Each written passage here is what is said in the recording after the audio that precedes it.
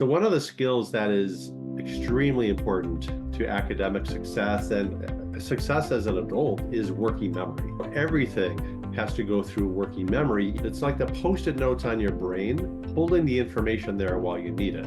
Long-term memory, obviously, you remember kids' names for years. That's very different. Working memory is just something I need in a short period of time to problem solve or think through something. And it really helps you hold and organize your thoughts. If it's not strong, it'll show up in different ways. It can show up as difficulties with multi-step directions, right? So if you ask your child, hey, I need you to put that laundry away in your dresser drawer, and then when you're done, can you pick up those toys and then bring those dishes into the kitchen? If this is a strong skill, they'll be able to do that pretty consistently. If not, you're gonna have to repeat yourself a lot. And that's one that teachers see all the time in the classroom, where kids struggle to follow directions. And what's happening is they might hear all three things, but then after that, the Post-it notes peel off. And they're like, wait, what am I supposed to do? It's really critical for tasks like mental math.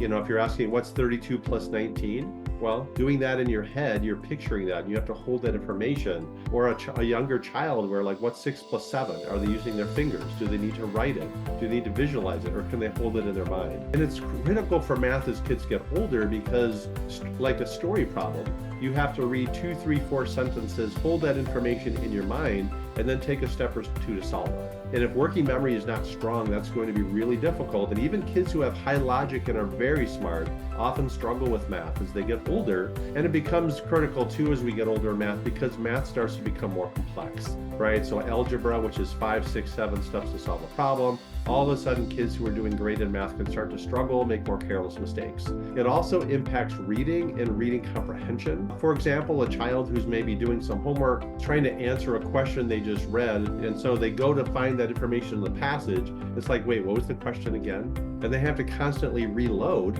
Or the other dynamic, which we've all experienced, is where you maybe read a paragraph, get to the end, and it's like, why did I just read? Right? I can't be the only one where that happens. So it really affects reading comprehension. Kids need to reread material all the time. It also can very much impact verbal and written expression. Right now, when I'm speaking, I have all these ideas, thoughts, phrases in my mind that I'm basically arranging the Post-it notes on my brain that hopefully what's coming out makes sense and isn't fragmented. Well, if working memory's not strong, like if a child's trying to summarize something or tell a story, sometimes it's like they have to tell every detail or never really get to the main point, or what comes out is very fragmented and unclear. And it shows up the same way with written expression. The ability to hold your thoughts while getting your thoughts on paper can make that really difficult. What are some things that you can do? So to strengthen things like working memory, the principle is that the neurons of your brain that fire together wire together. So require the skill of your child, right? So for example, when driving this summer, give them 3 letters or numbers on a license plate, and then have them work with that and put it in alphabetical order or tell you those backwards. One thing I love to do, or especially did when my kids were younger, was ask them to do a short task and then require information afterwards. So for example, if a child's maybe emptying the dishwasher, give them 5 states beforehand, California, Alaska, Minnesota, Delaware, and New Hampshire, right?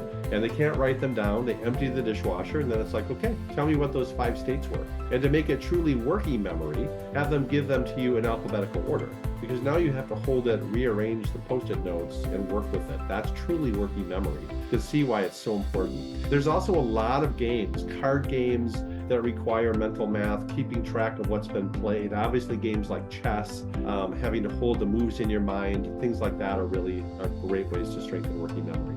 So that's also something we really help with at LearningRx. If you have a child who struggles with working memory, give us a call. We can give you tips, and we can also strengthen their memory for you.